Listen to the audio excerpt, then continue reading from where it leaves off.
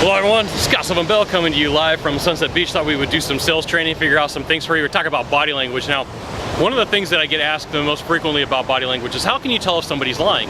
And then we're going to tie this together why it's important when you're doing a sales presentation or having a conversation with a client. So one of the ways you can tell if somebody's lying, and it's not always 100% accurate, is if they start touching their face and they weren't doing that before. There's some nervous energy about what they just said. Now, one time I was teaching a sales guy, and he was having a conversation in front of the room, and he literally just started to try to throw all the words back in his mouth. He was trying to use his hands as a shovel.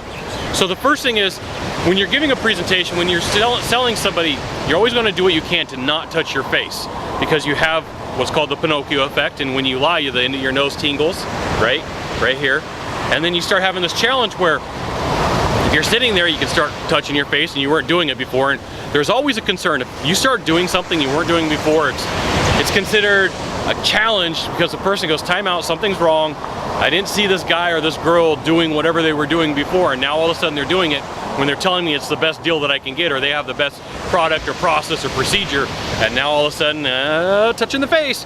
So do what you can to not touch your face when you're in a presentation or having a conversation with people. It'll help you from being seen as a liar. It doesn't mean that you are, remember that. Just because somebody touches their face does not mean that they're lying. So, put a big flag up at this point, check things out, make sure that you're not making the mistake of believing that touching the face automatically means that somebody's lying. Could be that their nose was itching, so just be careful of that. But if you're giving a presentation, do what you can to not touch your face. Now, if you could do a small favor for me, in the box down below, leave a comment or question or story. To the right or to the left, there's a subscribe button. You can hit that also. And then there's like Facebook, symbol up on Twitter, or Google+. You can send it out to all your friends.